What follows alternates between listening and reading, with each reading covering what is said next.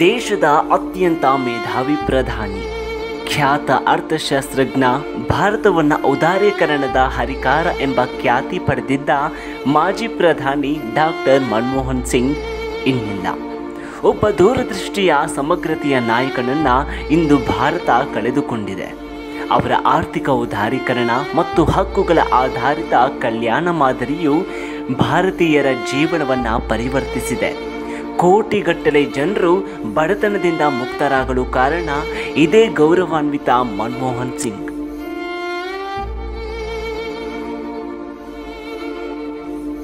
ಭಾರತವು ತನ್ನ ಮಹಾನ್ ನಾಯಕನನ್ನು ಕಳೆದುಕೊಂಡ ದುಃಖದಲ್ಲಿದೆ.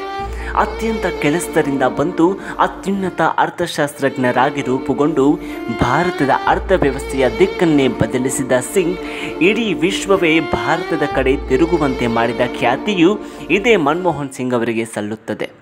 ಕೊನೆಯದಾಗಿ ಪ್ರಧಾನಿ ಹುದ್ದೆಯಲ್ಲಿರಬೇಕಾದ್ರೆ ಕಟ್ಟಕಡೆಯ ಭಾಷಣದಲ್ಲಿ ದಿವಂಗತ ಮನಮೋಹನ್ ಸಿಂಗ್ ಅವರು ಒಂದು ಮಾತನ್ನು ಹೇಳಿದ್ದಾರೆ.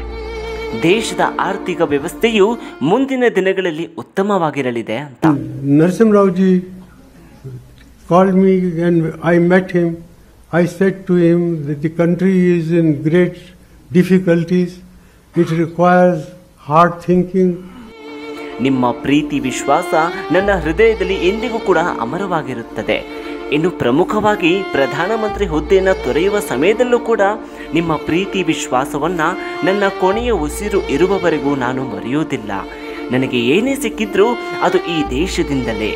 ಒಂದಾಗಿದ್ದ ದೇಶ ಭಾರತದಿಂದ ಪಾಕಿಸ್ತಾನ ವಿಭಜನೆಗೊಂಡ ಸಮಯದಲ್ಲಿ ಕಡು ಬಡತನದಲ್ಲಿ ಬೆಳೆದಿದ್ದ ಒಂದು ಮಗುವನ್ನು ಇಷ್ಟು ದೊಡ್ಡ ಸ್ಥಾನದಲ್ಲಿ ತಂದು ಕೂರಿಸಿದ ದೇಶವಿದು. ಈ ಒಂದು ಋಣವನ್ನು ನಾನು ಎಂದಿಗೂ ಕೂಡ ತೀರಿಸಲು ಸಾಧ್ಯವಿಲ್ಲ ಅಂತ ದಿವಂಗತ ಮನಮೋಹನ್ ಸಿಂಗ್ ಅವರು ಹೇಳಿದ್ದಾರೆ.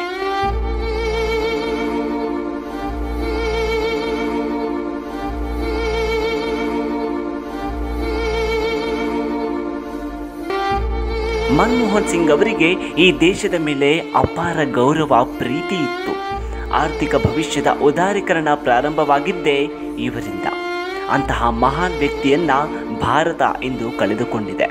ನಮ್ಮ ಭಾರತವು ಮುಂದಿನ ದಿನಗಳಲ್ಲಿ ಇಡೀ ವಿಶ್ವವನ್ನೇ ತನ್ನತ್ತ ಸೆಳೆಯುವುದಂತೂ ಸತ್ಯ ಅಂತ ಅಂದೇ ಸಿಂಗ್ ಅವರು ಭವಿಷ್ಯವನ್ನು ನುಡಿದಿದ್ರು. ಅಂಥದ್ರಲ್ಲಿ ಈ ಪುಣ್ಯಭೂಮಿ ದೇಶದ ಸೇವೆ ಮಾಡಿರುವುದು ನನ್ನ ಭಾಗ್ಯ ಅಂತ ಹೆಮ್ಮೆಯಿಂದ ಹೇಳಿದರು. ಇನ್ನು 1991ರಲ್ಲಿ ಹಣಕಾಸು ಸಚಿವರಾಗಿದ್ದಾಗ ಆರ್ಥಿಕ ಸಂಕಷ್ಟದಲ್ಲಿದೆ ಭಾರತವನ್ನು 1991ರಲ್ಲಿ ಪಾರು ಮಾಡಿದ್ರು. ಇನ್ನು 2004ರಲ್ಲಿ UP ರಾಜ್ಯದಲ್ಲಿ ಪ್ರಥಮ ಬಾರಿಗೆ ಪ್ರಧಾನಿ ಹುದ್ದೆಯನ್ನು ಅಲಂಕರಿಸಿ 2014ರ ಜೂನ್ವರೆಗೂ ಕೂಡ ಇವರು ಪ್ರಧಾನಿಯಾಗಿದ್ದ ಮನಮೋಹನ್ ಸಿಂಗ್ ಅವರಿಗೆ ದೇಶದ ಪ್ರಜೆಗಳಿಗೆ ಮೊದಲ ಆದ್ಯತೆಯನ್ನು ನೀಡುವ ಮೂಲಕ ಜನರ ಮನಸ್ಸಿನಲ್ಲಿ ಇಂದಿಗೂ ಕೂಡ ಅಮರರಾಗಿದ್ದಾರೆ. ದಿವಂಗತ ಮನಮೋಹನ್ ಸಿಂಗ್ ಅವರು ನವದೆಹಲಿ ಏಮ್ಸ್ ಆಸ್ಪತ್ರೆಯಲ್ಲಿ ನಿನ್ನೆ ರಾತ್ರಿ 9:51ರ ಸುಮಾರಿಗೆ ಕೊನೆಯುಸಿರನ್ನು ಎಳೆದಿದ್ದಾರೆ. ಭಾರತವು ತನ್ನ ಮಹಾನ್ ನಾಯಕರನ್ನು ಕಳೆದುಕೊಂಡ ದುಃಖದಲ್ಲಿದ್ದು ಸಿಂಗ್ ಅವರ ಕೊಡುಗೆ ದೇಶಕ್ಕೆ ಅನನ್ಯ.